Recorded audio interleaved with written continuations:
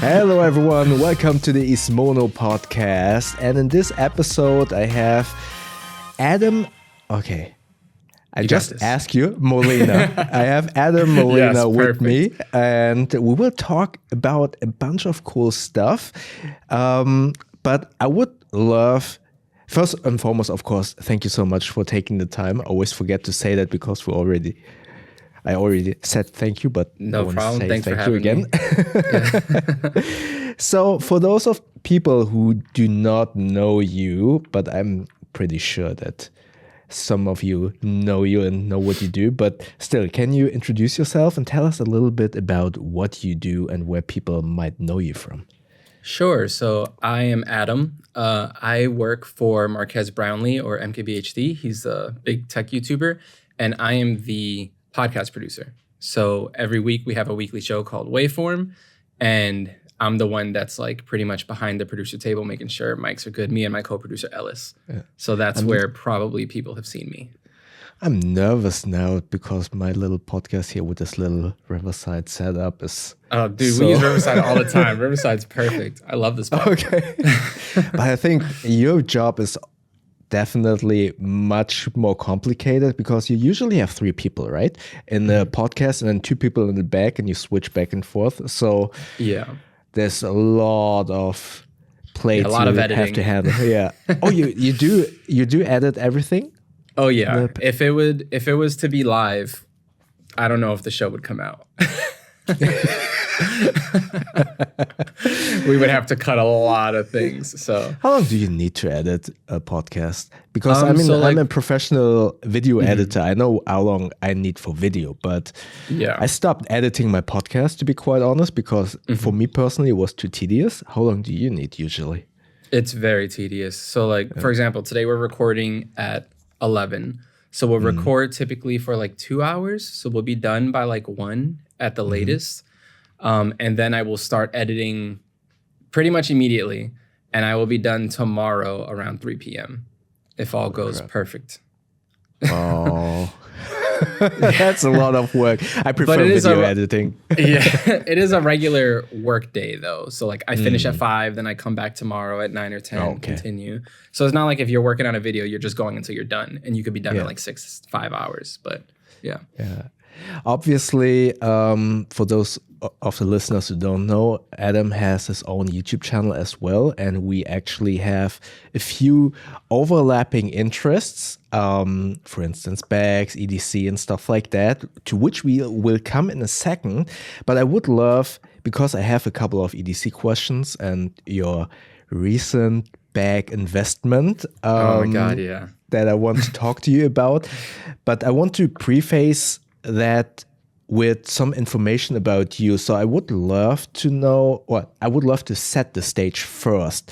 Can you walk us through your work day and your work week? Because that will kind of give us some indication of what you usually carry or what you might pack. Oh yeah. So my fiance actually just started a new job. So she commutes like an hour and a half way upstate. I'm based in New York, in New York City. So she commutes every day. Yeah, every day, 1.5 hours there and back. Well, not every day. That's where they start. So it's only 3 days a week, thankfully. Okay. But we only have 1 car. So what we have to do is we leave really early Monday, Tuesday, Wednesday. And I will be here in the studio by like 6 o'clock in the morning, 6:30 in the morning. And I kind of just hang out because then she has to drive to get to work by 9. So Monday, Tuesday, Wednesday, that's the deal. Then she comes back, picks me up, and we commute back to Brooklyn where I live. Then Thursday, Friday, I commute via train, or if it's like a really busy day, I'll just drive in myself. So like I have the car, but New York City has great transportation. I could get here to the studio via bus because it's just on the other side of the river in Jersey. So typically that's my commute, but also Monday, Tuesday, Wednesday, I bring my dog with me. Because we can't just leave her at home. Oh, that's your dog. Yeah. So I have a dog, Zuri. Yeah. You have a bunch of dogs at the studio, right? Oh, yeah. We have 3 here. And that's one of the reasons Marques won't get a dog. Because he's like, why would I? I have all the benefits of a dog because you all bring your dogs. None of the mess. But all of the love. But yeah, so that's pretty much my commute during the week. And then my typical work day, once I get to work, It depends. So most of it, like for the most part, I say I'm editing. I'm at my computer and I'm editing either the video podcast or the audio podcast, or I'm editing clips or social media shorts or something. I'm editing usually. On a desktop or on a MacBook Pro? On a MacBook Pro M2. So you it carry used to be that? a desktop. Yeah, I carry this every day with me. Yeah. Yeah. Are you as crazy as I am and also carry a mechanical keyboard, or do you actually edit on the? Oh, okay. Yeah, I used to. Now I just leave that at work. But okay, makes sense. But there are times when it's like I bring my laptop home and then the next day it snows and now we're all work from home that day. I miss it so much. I miss having the mechanical keyboard when I'm at home at my desk working on this little thing. But are you considering getting one at home as well? Oh yeah, because I had one and then my fiance took it, as is the way of things, because she liked the way it sounded and she really liked it. So she just amazing. Took it. Yeah. So now I'm falling down that rabbit hole as well. Because I'm so crazy. I went for 10 keyless, so I always carry that. But it's not heavy, right? But it all adds up. So you have your MacBook, your charger, then this, then obviously your mouse and stuff like that. Yeah. So it adds up. So it does make sense that you and you're using the Logitech work too. That's a big one. Yeah, of course. Yeah, we use that too, right? Yep. That's the one. I don't get it. I was afraid that you would say that you are a Magic Mouse user, but no. I feel that is the most stupidest invention ever. I tried for so long because Michael, our graphics animator, swears by the Magic Mouse. He loves it. So we all here at the studio trash on it all the time. So I was like, okay, let me give it a shot. Like, this guy's a wizard with graphics, so he has to know something that I don't know. I used it for maybe 2 months. I really used it. And I just could not make it a part of my everyday workflow. It just did not work for me. I mean, for a person like me, I'm fairly short, and my hands are fairly small. So I would get it from a perspective of an Asian short person, that a Magic Mouse would be okay-ish. But if you're taller, as far as I understand, Marquez is really tall. Oh, yeah. I don't know how tall he is, but he looks very tall and with big hands. I would imagine a Magic Mouse for him would be terrible. Yeah, he hates it. But even for me with small hands, I don't like it as well. Yeah, it's just not ergonomic. It's very uncomfortable to use. No. It's not my favorite. And then you work there and suddenly your power's off because the battery is empty. I hate it so much. And then you're screwed. Yeah. So, okay, going back to, you have to commute to work, you have to carry your computer, and you stay there on some days from 6 a.m. to 5 p.m. That's a long work day. What do you... Yeah. Do you carry some entertainment as well? Do you keep yourself occupied in the hours from 6 to 9? Or are you that crazy and do you just start working right away? I just find a corner and meditate for 3 hours. No, I'm joking. I mean, some people do that. I wasn't sure. I am not. I wish I could be that kind of person. No, I need to distract myself constantly. So some days I'll come in and I'll go to the gym because we have a gym in the building. Oh, so that's cool. I'll get a run in or something like that. But that still leaves me with 2 or 3 hours to kill. So I have a bunch of smaller synthesizers that I play with all the time. That's what I was going for. Do you carry those? I carry one of them because most of them, the EP, I have a OPZ from Teenage Engineering. Technically, that's not mine. That is the studio's. So I try not to bring it home with me because if it breaks, then I have to replace it. Of course. So I kind of leave that here. But the one that I carry with me is one that I bought. It's the EP133KO2. It's their new little sampler from Teenage Engineering. And it's just a little beat machine. You press a couple buttons, you could sample sounds and stuff. And it's just fun and entertaining. So that I carry with me back and forth from work and home. So do you do a lot of music? Do you Not create as a lot much of as I music? wish I could. Okay, but do you play an instrument? Yeah, I play guitar. Yeah. Oh, that's cool. So that makes it easier to work with those synthesizers, way easier. Right? It's just a lot of I typically don't even save anything I play with. It's literally just to have fun, mess around. You're like an electronic jazz musician. Just just without the skill. I recently heard this statement. I'm not sure who said it, but and I'm probably butchering that statement. It was like, people who don't know how to play music just play jazz, because basically it's just everyone's playing something and then supposedly sounds good. I mean, I'm sorry if I offend anyone, but I don't understand. The jazz listeners are shaking their fists. Yeah, everyone's like, what the hell? Unsubscribe.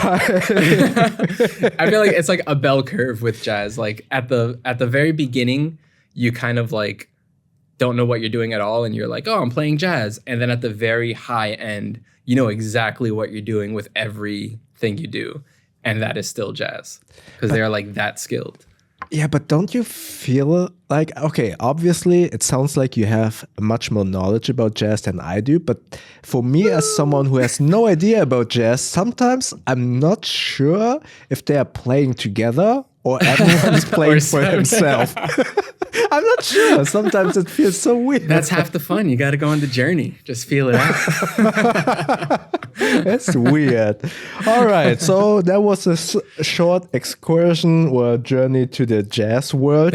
Now that we have kind of set the stage a little bit to how your work day is, can you recently invested, and I'm actually saying invested because it is a quite I know it. Many of the bag enthusiasts know it. It is an investment. You bought the GoRuck GR2 Heritage Edition. Yeah.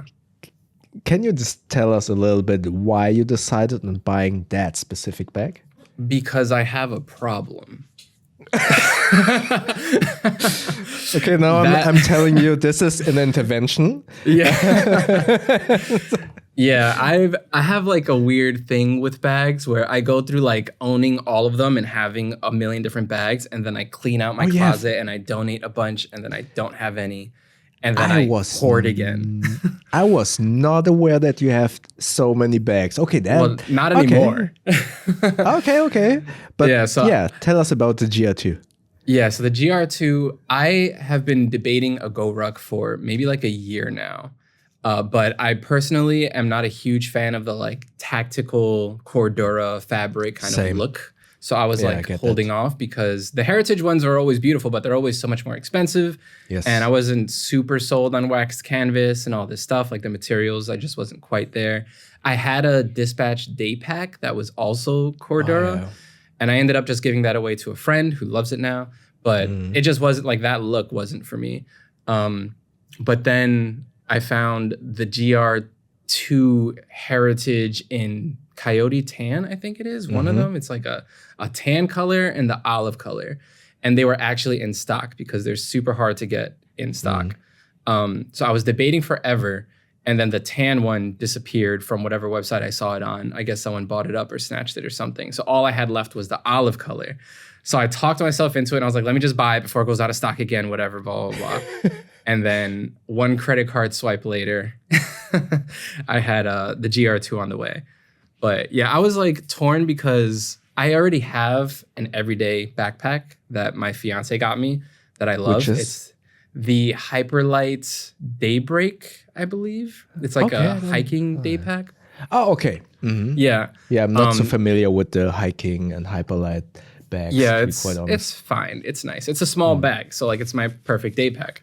But I'm going on a trip soon in like a month or two, and I really don't feel, I'm gonna have a day just walking around the city. Basically, it's to San Jose, Costa Rica, and I don't feel like walking around with a rolling luggage and all this stuff. So I was like, well, that used to be the job of my Dispatch like day pack, my one bag travel situation, and now I need another one because I can't fit it in my current bag. So that's what led me to pull the trigger on the GR2, because it's like I feel the perfect size for like every day, and then also if I want to do one bag travel, I'm good. Do you have and I do need to ask, because I get asked that question quite a lot. Did you have to justify that purchase, especially in the office? I feel like many tech people are very conscious about investing in a bag, but they have no idea how good it is to have a good bag. Obviously, many buy those camera bags and stuff like that, or Peak Design, and kind of get a feel for a good bag, but then obviously get very surprised when they see Gorak bag, especially the Heritage Edition or other bags. Did you have some form of discussions in that? Oh yeah, absolutely. Everyone is making fun of me, basically. Oh really? Yeah, because I try to do a thing every year where I try not to buy anything. So this year I lasted until February. It was like the very first week or the last week of January, something like that. I ordered this bag. So they were like, well, there goes that. But yeah, everyone in the office is Peak Design users. Like the Peak Design camera bag is like the go-to for creators and videographers and everything. Or a nomadic Peter McKinnon stuff. Yeah, like that, my coworker David Amell right now is in Japan. He's doing like a 2-week trip around Japan, and he is living out of his Peak Design bag basically. Like that's just, it works for him. Personally, as much as I like I think Peak Design has a lot of clever features, but I'm not a huge fan of the overall design. Yeah. And also, it just screams, I have an expensive camera in my bag. Yeah, steal wherever you go. Yeah, steal this. Yeah. So like I was looking for something that was a little more discreet, that doesn't say like, hey, I have an expensive camera in here, even though I probably won't have an expensive camera when I go. I'm just going to bring my phone. But yeah, so I just like, every time we talk about bags in the studio, everyone's like, well, I have the Peak Design. Why don't you just use the Peak Design? And I don't really like walking around with something that flashy, I guess. Yeah. Yeah, I totally get that. Can I ask you, what was your first proper bag that you invested in? Or where you kind of thought like, oh, I get it now. A good bag that's for me. When did it start? it was a Mission Workshop Hauser. I think it's like their little water bag. It's not even like one of their big like giant commuter bags. It was just Mission like Workshop is a good start. It was a great bag. Yeah. And that was before like before this job, I had a job where I worked at a smaller publication and I was not making nearly enough to justify the amount that I spent on this bag. But somehow I went on a work trip to like San Francisco and I was like, well, I'm here. Let me just go look at the shop. Let me just like see what it's about. And then I'm walking around the shop and then I walk out with a bag. But that was the first one where I was like, oh, this is nice. I could get this. Because before that I was using JanSports and like random bags from Target, regular. Yeah. As long as it fits on my back, it's good. But was it just the idea of having a nice bag, or were you actually also taking into consideration what you would pack into it in terms of, oh, I want something that protects stuff, or was it more of a, oh, this is cool kind of feeling? I think it was the fact that, so the bag itself came with a tool roll. It was like a Mission Workshop tool roll. Yeah. And those things together was like a moment for me. Because I would like unroll the tool roll, have my chargers and my pens and whatever I needed for whatever I was going to do just in there. I could fold that up, click it together, throw that whole thing in the bag and just be good to go. Like it was that like ecosystem kind of combination that made me like really enjoy packing. Are you still doing that with the tool roll? Because I have a tool roll, but I use it for tools. And I was honestly, I was considering for the last, I would say 3 weeks, because I was opening and closing it so many times because I had to work here at home. I was actually considering, okay, maybe I should use that for cables and stuff. So you're still doing that? Oh yeah, it never left my bag. Like the bags have changed, but that tool roll has moved with me. Yeah, because I find that I keep that full of not emergency tech stuff. Like I don't have like a actual EDC first aid kit or anything like that, but I do have. Like it has a Mophie in it. It has spare chargers. It has a spare toothbrush, a spare flashlight, things like that for if I ever like need to crash somewhere. I just have it all with me. Can I make a wish? Could you make a video about that tool roll for your channel? Oh, absolutely. It would be so cool. Content ideas. Yes, please. Yeah, I would love to see that, because I don't see many. Again, I was thinking about it, but I haven't seen anyone actually using a tool roll for electronics. Usually everyone is using like the Peak Design tech pouch or the Evergoods tech pouch. Yeah. But I've never seen anyone using a tool roll. So An actual that tool would roll. be, yeah. I mean, it's would not be amazing. It's not like a traditional tool roll. It's not like leather or anything like that. It's just like fabric and mesh, but it gets But the that's job great. done. Leather it's would still be pretty too cool. thick. Too thick and too heavy. That's why I love it. It's so light. Yeah. And it Yeah, expands. that's Like I've packed that thing before when I'm like traveling to Europe or something. It has like all the converters and the adapters and all this stuff. And I just keep it all in the tool roll. Oh, that's cool. That's actually a good segue. Can you tell us a little bit about your daily loadout inside your bag? Especially in the GR2. Now, I mean, now you have, did you get the, was it 25 liter version or the bigger 26 32? liter, yeah. 26, okay. Not the giant one. I don't think I Okay. have that much. So Actually, what's still, your I daily think the loadout? 26 liter might still be too much for what I carry. But like I said, I also Okay. wanted it for like one bag travel too. Of course. Yeah, So I yeah. felt like that was a nice compromise. So typically, like today, I came in, I had my hydro flask full of coffee. Mm-hmm. I have my notebook. I keep spare headphones in there. I lost the KZ ATE something. They're like $15 headphones on Amazon that I've used for years. I love them. Okay. So I have a new pair coming in of those because I lost those. But I have a spare flashlight. I think it's the Through Night T10. Okay, cool. I think something like that. Don't quote me. But it's like a little 5-inch long flashlight, maybe. I carried my teenage engineering sampler today, my work laptop in the laptop compartment, the tool roll. By the way, the teenage engineering, do you just throw it into your bag or do you have a case for that? I actually 3D printed out a case for it. Okay, so cool. it like fits perfectly over the buttons and the knobs and everything like that. So Yeah, I the back was is still just about to exposed, say. but Yeah. the screen and the buttons are protected, which is cool. Yeah, okay. Because they break off quite easily, right? I would Yeah, that imagine. was a whole scandal with those, Yeah, Fadergate and everything. Of course. Then besides that, my lunch. I pack my lunch in there. I've been actually meaning to get a lunchbox because right now it's just kind of flowing around in the bottom of my bag, which I'm not a fan of, but that's pretty much it. Oh, and I had until this morning because I think I hurt my knee, but I was carrying a ruck plate, like an actual ruck plate to do it properly. Oh, wow. But I think I hurt my knee, so I took it out to let me rest and see what's going on with that. But yeah, you need to take care of your knees. I have a very intense. No, it's not intense. I had a knee injury, but it takes so much time until it properly heals. Getting to that age now, it's like Yeah. I gotta just lift it and ice it. So, but how heavy was that bag with the plate inside? Which plate did you get? It was a 30-pound plate. 30 So I pounds. think- Oh, so 15 kilos. Okay. Yeah. Yeah. Sorry.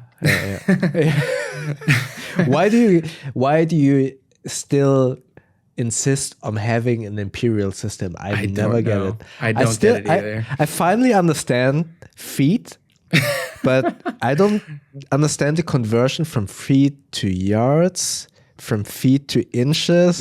It doesn't make sense. Weird. It's just to throw off the rest of the world. We just want to keep it under a blanket. Everyone will be confused. Yeah, it's weird. Do you think at any time in the future USA will switch to I highly doubt it. to yeah? Because it would have to. I remember having this conversation once in university, and basically the professor was like, we would have to change. It's not just like street signs and stuff. It's like manufacturing. Like until everything moves over to a metric system, that even things made here still work in imperial units. So it would just like mess up random things that we don't even know. Yeah, of course. Yeah, that makes sense. All right, so going back to your loader, that was the loader of your backpack. So what's your EDC then? What do you carry in your pocket? Because you are also, for those listeners who don't know, you're a big watch enthusiast as well, right? Yeah, I love watches. Actually, today I'm wearing not a regular watch. It's a Garmin Phoenix because I'm doing like a long-term that's video. Garmin. Yeah, I thought this is that's the Samsung.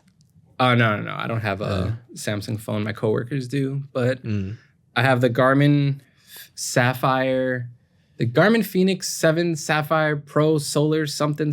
It's like Wow, that's complicated. long name. Yeah, it's a really complicated, crazy name.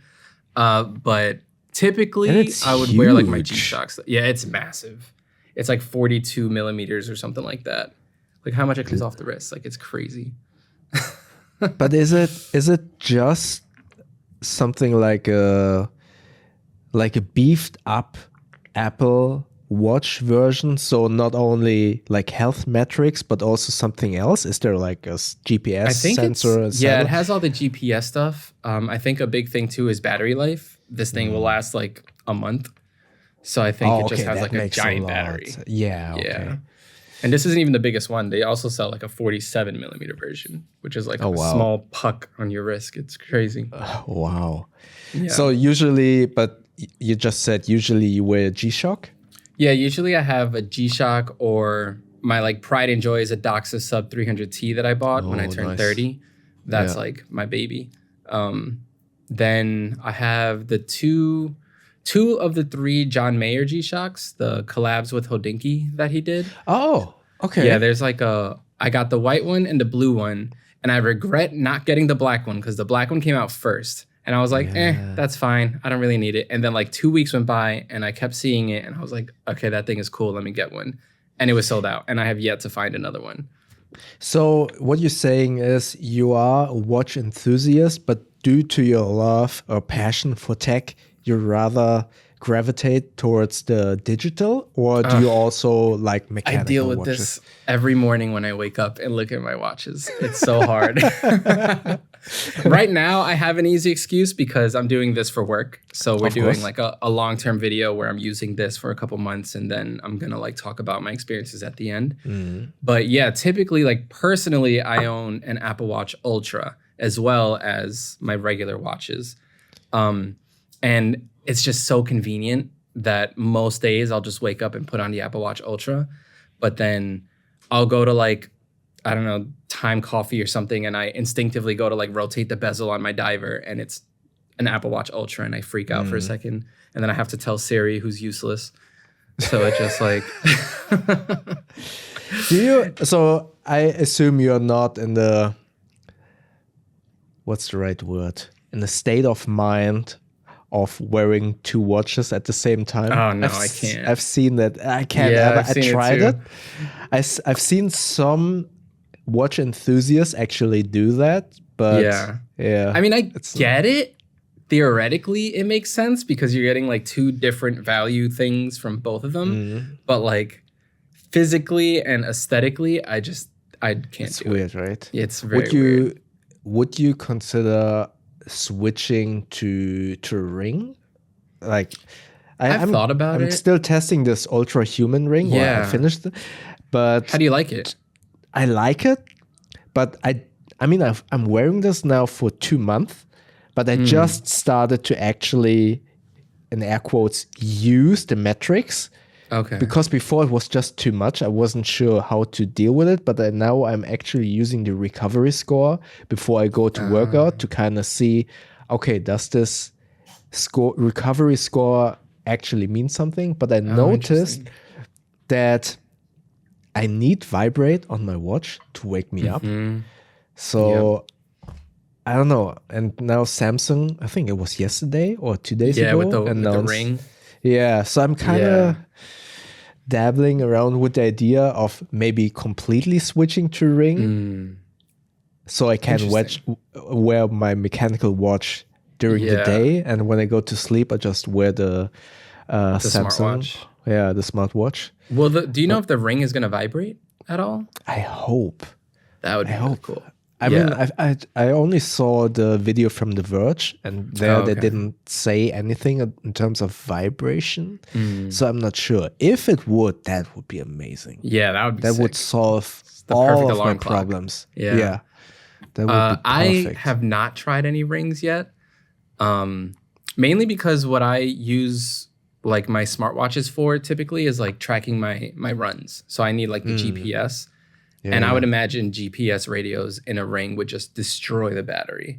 Yeah. So I'd highly doubt it's going to have any GPS. It's probably more based around recovery and stuff like that, which I would want to try, but it doesn't really replace the functionality of like a GPS watch for me just yet. That's the only issue. So what you're saying is when you run, you leave your phone at home? Yeah. Yeah, most of the time. I have it all on the watch. Oh, okay. So also music and stuff like that is all installed on the watch. Okay, that's you can download then. like specific playlists from Spotify to the watch, and then I have like AirPods Pro, so I'll just throw those in, and that'll be my like running situation. You're quite competitive at the office, right? Oh, Isn't yeah. it that everyone is running and you always try to fill up the rings? Yeah, we keep trying to get everyone on, but like some of my coworkers are like, absolutely not. Have fun tiring yourself out for no reason. But we did have a year or two ago. Sorry, the like AC's going.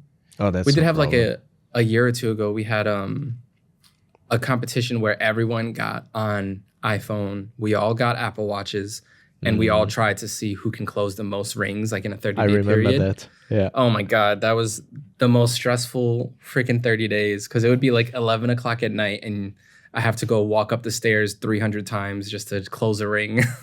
But what was your step count to close the ring? How many steps did you? I think it was just regular. Like we tried to keep it default, which was 10,000, I think. But as a dog owner, I feel like 10,000 with the dog is so easy to close. Easy. It's easy. The hard one was the exercise ring because you also need to get 60 minutes of exercise. Yeah, of course. That one was rough. Yeah. Because typically when I'm walking my dog, I'm not like jogging. Like my heart rate isn't really elevated. It's so funny when I walk with my wife. My wife is always kind of like jogging, and I'm like, "What are you doing? I'm slow. I got short legs. Wait for me." And she's so fast. That's why we decided we never go for a dog walk together because she's so fast. She's always running in front of me, and I'm like, slow down. And her exercise rings are always completed. Because she's so fast when she walks the dog, she would have no problem doing the competition. Yeah, definitely. So we just finished with the watch on what's in your pockets? Do you carry a multi-tool? What's your wallet, or are you all digital? I tried to go all digital a couple times, and I just can't do it. So I still have a Belroy slim sleeve wallet. Oh, cool. I use iPhone 15 Pro is my phone that I use. And then in my left pocket, I typically have Listerine strips for like coffee breath. I'll have a small Rovivon flashlight. I don't even know which one. It's like one of the small transparent ones. And then the Leatherman P4, the free P4, that's like my everyday multi-tool. I love that. So I got it for my birthday a year or two ago. And it does everything. I keep trying to leave it behind and like grab different multi-tools, and I just keep coming back to it. What do you use the most on that tool? Then just Probably the knife, or the knife? Yeah, the knife I use the most, but then surprisingly, the pliers get used a lot. Yeah, right. Because that's always one of the things I'm like, oh, how often do I really need pliers? I could just use like a Swiss Army knife and I'll be fine. Like I don't have to worry about it. But then something will happen in the studio or something like that where we need a pair of pliers, and instead of walking all the way across the studio to go to the tool desk drawer, I could just pull it out of my pocket, and it's super useful. I'm that guy.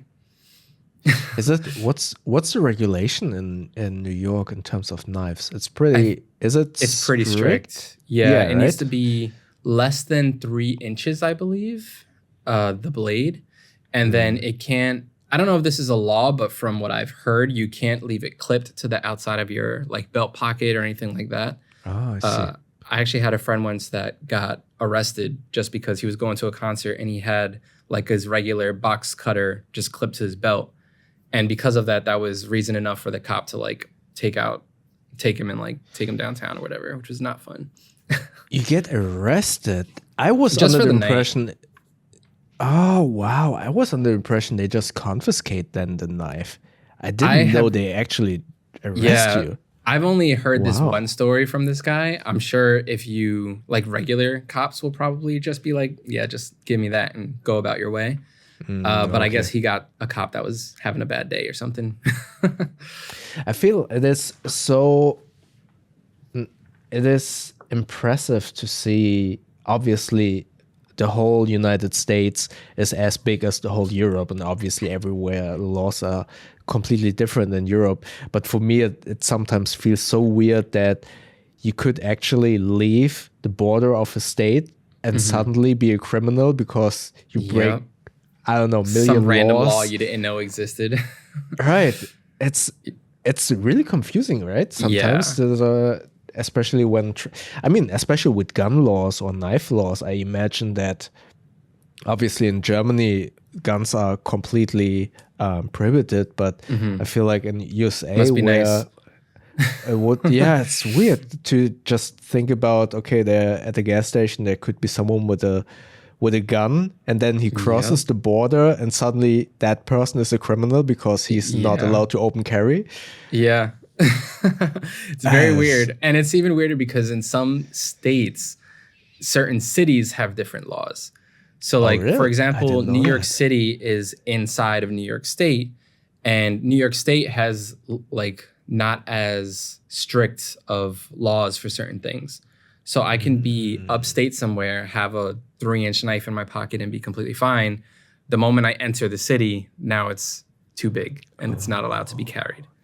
Okay. Yeah, and I used to live in Portland, Oregon too. And in the city of Portland, you can't really like have firearms. But the moment you leave Portland, Oregon is in the upper northwest part of the United States, and it's like pretty rural. And they have open carry, and they're very like loose with guns, and everyone has a gun. So the moment you leave, it's like, oh yeah, that guy has a gun. Okay, let me walk a little nicer. Yeah. I don't want to open up a discussion about guns, but I just want to say, for me, it feels so weird. If I would be in a store with someone that had a gun and who's allowed to carry a gun, I would be so scared.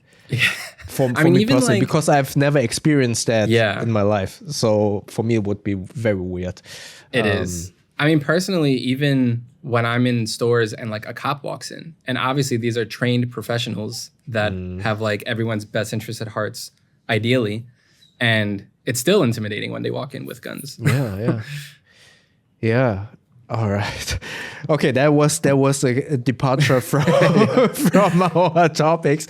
So that was liberal lefty coming out. Yeah, I've never experienced that. I mean, the cops here in Germany have guns, but for me, it's just I've never experienced a regular person carrying a gun. That's so weird to me. But probably if I would be back in USA and would live there again, then I probably would be totally used to it, because I used to do let me restart that sentence. I did a high school year in Oklahoma, and I'm not sure what the legality is in terms of open carry in Oklahoma. I'm not sure. I'm not sure either. All right, so going back to our questions, and that is a fun one, I think. What was your favorite item that you have purchased within the last 12 months? Doesn't matter if it's a bag, etc. any item. Probably I have in my back pocket, I carry a bandana, like a handkerchief that I got. Okay. And this thing is so freaking useful. And it's probably my favorite purchase. Okay. So I use it all the time for random spills or spit up that my dog has, which happen all the time. She'll just randomly like look at me and then cough onto the floor, and like, I'm like, okay, cool, thanks. Yeah, now I got to clean this. So instead of looking for paper towels, or like it happened once in our elevator right as we're getting off to like my floor. So I'll just like whip this out, clean up the mess, bring it back to my apartment, clean it, and then throw it back in my pocket. But it looks so nice. Why don't you just use a fiber cloth? Because I clean it all the time. That's so cool. And then that's probably my favorite. Oh, and the other day I used it when I was changing the headlights on my car, because you're not supposed to like touch the headlights or whatever. And I didn't have gloves or anything. So I was like, oh, perfect. I have a little hanky that hopefully was clean. I don't know. Maybe I messed it up even more. But ideally, it was clean when I touched the headlight. Wow, I've never expected to be your favorite purchase to be that bandana. That is so odd, but cool. Yeah, it's a weird rabbit hole I fell down a couple months ago, and I ended up I got bandanas for me, for my dog, my fiance, my cousins, my friends. Like everyone got bandanas for Christmas. So it was like a weird rabbit hole I fell down. Yeah, but do you wear it on your head as well? No. You don't do the Hulk Hogan style. No one wants to see that. I do not look cool wearing a bandana. My dog looks adorable though. Yeah, I mean, putting any type of clothing on the dog looks always great. That's true. So now I'm really curious, if that was your favorite item, what was your least favorite? Oof. Don't say fiber cloth. That would be weird. My least favorite purchase that I've like bought myself. Yeah. Ooh, that's tough.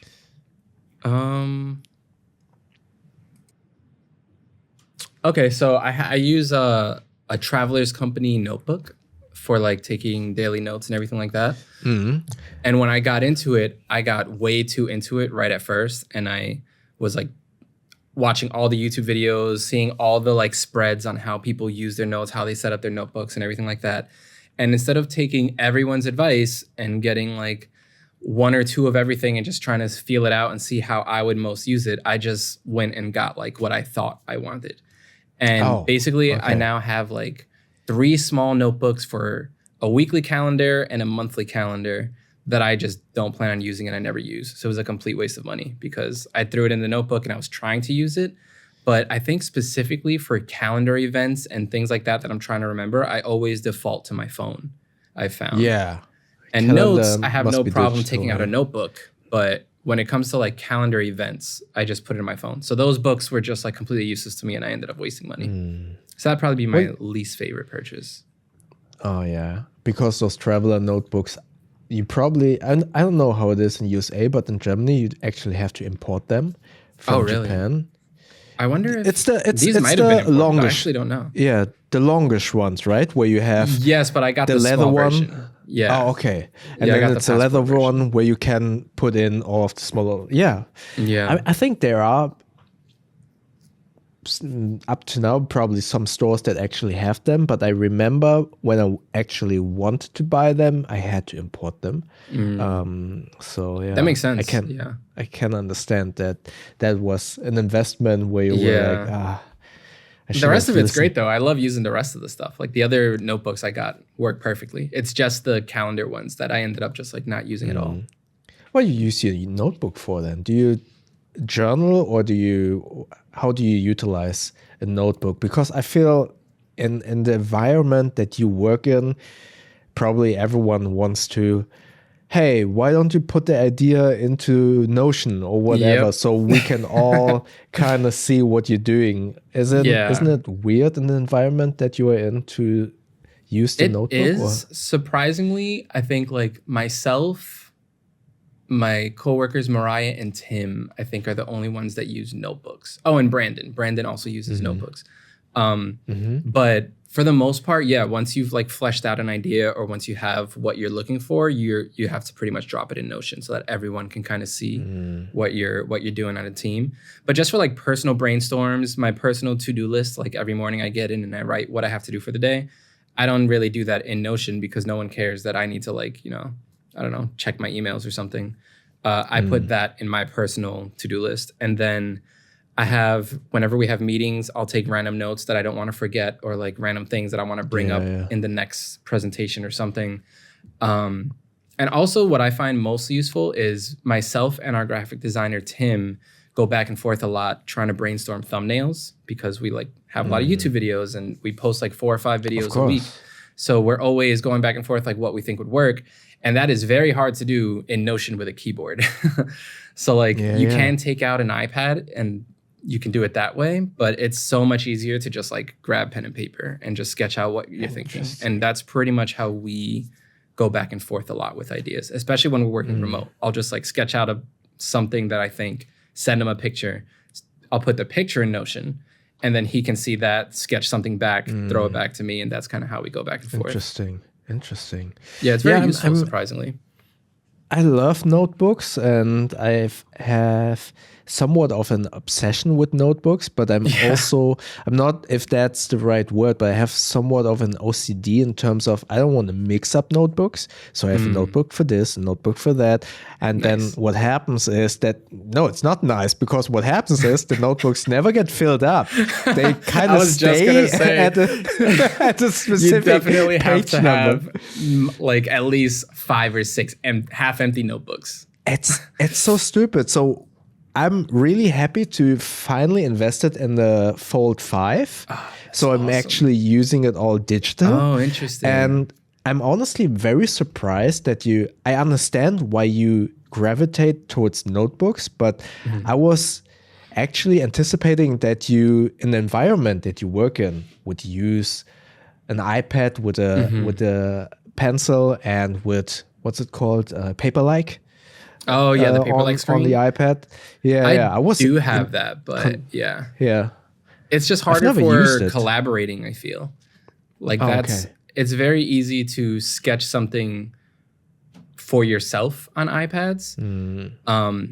I feel like because a lot of the issue is we're talking really quickly at one of our desks, so I would have to go back to my desk, grab my iPad, flip open the cover because I have it in a little case. Turn on the iPad. I have an iPad mini, so I have to wait for the fingerprint sensor to like unlock. I have to find the Procreate app.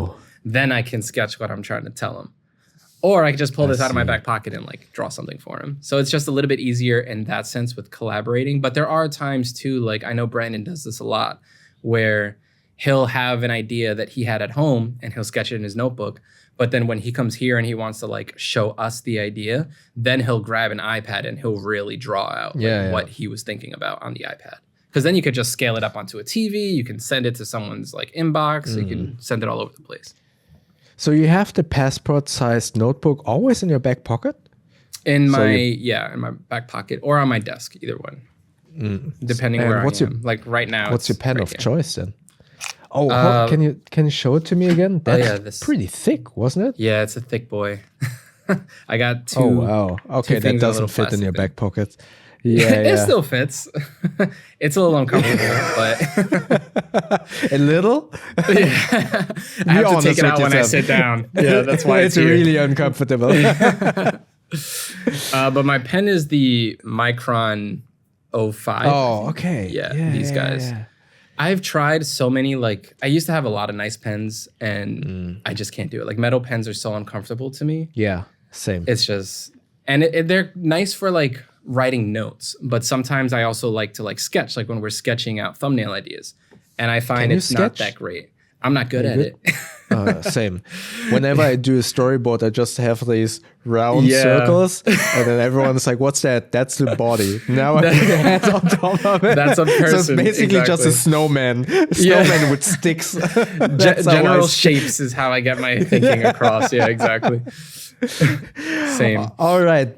Before we come to an end, I have somewhat, let's say, YouTube related question, and I had to kind of write it down so I wouldn't kind of mess up. So you invested in the GR2 and watches and, let's say, emotional items overall. Yeah. So you potentially have been encountering some negative comments, e.g., why did you buy this expensive bags? You probably must be a chill or must be sponsored. I mean, you probably encounter those kind of comments on the channel, or I assume you also read the comments as well. And so I assume you and your team encounter a few comments that attack your work or your integrity as a creator, basically. How do you and your team deal with those kind of comments? I understand that those, in air quotes, hater comments are, again, in air quotes, easy to kind of put away and not deal with them because it's those are haters, right? But they are obviously also constructive feedback that's always valuable. But those comments that kind of attack, maybe your integrity or your emotional purchase decisions. How do you deal with that, and what are your thoughts about that? I mean, especially since you bought the GR2, which definitely is a very it's investment. Yeah. Yeah, it's How do you something deal I with didn't that? need to get. Exactly. But you want So it. far, at least on my personal channel, I haven't really had too negative comments, which is nice. But on the studio channel and like on the waveform channel and on obviously Marquez's main channel, we get negative comments all the time, which is crazy. For the most part, the way we handle it is we typically just ignore it. Like there's a lot where someone will say something that is like blatantly not true and they're going off and just yelling at us or whatever. And it's like, okay, whatever. I don't know where they got that idea from or what's happening, but that's not true. We can ignore it. Then they say there's the other kind of comments where something that they say is true, but they said it in a mean way. And typically those comments those are the ones that like you ruminate on a little bit more because it's like, this guy was like such a jerk, but you know, that light does look a little crooked. Like maybe I should fix that. So there's like a couple of those that I've gotten over the years, like for the podcast, especially where, especially with Marquez's like brand, everything is very crispy clean. It's very like, it has to be super perfect. And personally, I'm not that way. I'm a very like, I try to be organized, but it's a failing battle that I deal with personally. So they will have an episode go up where like one thing is like slightly off and the comments will be like, oh my God, I can't believe that you let this get published because that thing was so off, blah, blah, blah, blah. And then I have to, so like there was one episode where in the studio, we have a wide angle camera that looks at the main host. And in the table that they're sitting on, there's like a line because it's two tables kind of like squished together. Yeah. So where those tables meet is a line. And because that line wasn't perfectly synced up with the line of the audio sound, like, what's it called? You're kidding me. Yeah, like these things, the soundboards, the acoustic panels. Thank you. Panels, yeah. Yeah, the acoustic panels, because it wasn't lined up perfectly with that line. There was like people commenting like, oh, I cannot believe that line. It's like the small details you guys always miss, blah, blah, blah. And a part of me is like, that's so dumb. But then the other part of me is like, it's a good point though. Like I should fix that. Yeah.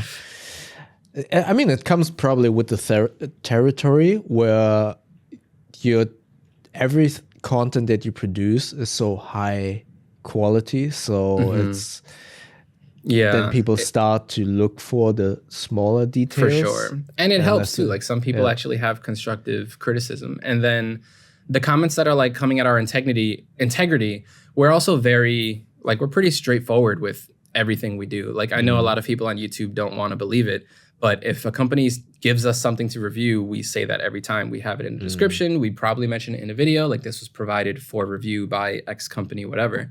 Personally, I have also a policy where I don't accept any gifts greater than the value of $50. It was just like something that I picked up working under a journalist at my last job. And that was like his ethics policy. And I really liked it because no matter what happens then, you can't like, that is my hard line. No one can say, you're a shill, you sold out because they gave you this thing, blah, blah, blah. And it's like, well, what was the value of that thing? And if it's less than $50, that's within my ethics policy. Like people send totes all the time. And that's my go-to because a tote is like $7. It's like, yeah, I'll take that. But if someone says headphones or this watch, like I'll use it and we'll do something for the studio, but then it's property of the studio. It's not my personal watch, you know? I see. So that's pretty much how we keep it pretty straightforward with that. And then Marquez especially, he makes it a point to have his ethics policy just like straight up in the description. Like this was provided for review or this video is sponsored, blah, blah, blah. Because I feel like people underestimate how big of an issue it is if you don't disclose that. Like the money that we would lose far outweighs the money that we get of a sponsorship if someone decides to sue us for not disclosing something, you know? It's like, it's not worth it. Exactly. But I think that the issue not only lies within the community of the viewers, but also in the YouTuber community. At least here in Germany, there's so many, I really dislike that word, but it holds true for those people. There's so many influencers that do not disclose if something is an advertisement, or especially with Instagram stories where they put the hashtag ad behind the three white dots. And those kind of, I'm not sure if that's the right word, shady practices. Yeah, it's deceptive. yeah, it's very deceptive, make viewers so hesitant to believe us content creators, because they sometimes put us all in the same box, right? Exactly. They're like, oh, how much did they pay you to say that? And it's like, exactly. They didn't pay me anything. Like, sure, they sent this bag, but the bag is like $200. You think I'm going to tank my reputation over a $200 bag? Yeah. And or not only in terms of being a shill, but in terms of why are you covering that item? And I see that, fortunately, not on my channel, but I've seen that in some, like, let's say, watch reviewers channel, where people attack the person because they think like, oh, you probably got that watch for free, that Rolex or that Tudor, and therefore you only say good things about it. Yeah. And I don't believe that Tudor or Rolex would actually provide review watches. I don't think that ever happens. Rolex is like isn't it like the most profitable like consumer brand or something besides like the obvious Apple and Microsoft like non-tech stuff? Not I feel like sure, Rolex is like quite one of honest. those brands that just has an insane amount of money. I don't think they care about what a YouTuber says about their watch. Yeah, I think the same holds true with Louis Vuitton. I mean, that's exactly. also a brand where they don't need to do anything for promotion, because everyone wants knows. to wear it. Yeah, or Gucci. everyone wants to wear it. Yeah. The brand cash is valid. I don't, but what do you mean? You don't want some Gucci slides? I see your next video all covered up with Gucci in the background, like waving into the camera. I got this Louis V backpack, All right, I don't want to hold you up from work because it's almost 10, and I assume everyone is coming into the office at this walking moment. in slowly. So you're just about to record a podcast, if I heard correctly, in an hour, right? Yep. Oh, gotta go get ready for that now. That's fun. I'm looking forward to listen to it. I always listen to the podcast. And do you always record 1 week in advance, or is this episode today for? Yeah, this is for Friday. So we record today. I have to edit tomorrow, and it gets published Friday. Yeah, 2-day turnaround. Okay. Sometimes we'll record Thursdays if it's like we know something big is going to happen on Thursday. We'll just wait. But for the most part, we record Wednesdays. All right. Yeah. Okay. Thank you so much for taking the time, coming in early to the office just to talk to me. Of course. Thanks for having me. It was a lot of fun. I would love to do this again in the future, because you are doing your motorcycle license, and we definitely need to talk about... I need to pick your brain about that. That's a whole other rabbit hole. About motorcycles, especially because you just posted that you consider getting electric, maybe a Triumph. Yeah. We don't know yet, but that would be an amazing topic. When will you do your motorcycle license? The course is in April. Yeah, it's in April. Okay, that's not too far off. Yeah, it's not that bad. So hopefully by summer, I'll be closer to a decision. That's my goal. Yeah, we'll see. Yeah, then we should schedule another episode maybe shortly before you actually put down the down payment for a bike or something. That. If I could just like pick your brain for an hour, hell yeah. Oh, that would be cool. That would be cool. All right. So I will let you go and have fun on your work day. Thank you so much for joining this episode. Where can people find you if they want to find you? Weekly at Waveform Podcast, but also my own YouTube channel is Adam Molina. It's just my name, or Adam Lucas. And yeah, that's it. I'll be there. Probably Instagram too. Parmesan Poppy. 17. Yeah. That's probably the Instagram handle that I can remember the best, to be quite honest. Who calls himself Parmesan Poppy? I did that as a joke, and everyone says that. They're like, it's so easy to remember. And I'm like, damn, I'm really stuck with this now forever. Yeah, it is. Yeah. All right. So Adam Lucas on YouTube, or Parmesan Poppy 17 on Instagram. Yes. All right. Thank you so much. And everyone, thank you so much for listening. And we'll hear you in the next episode. Bye. Peace.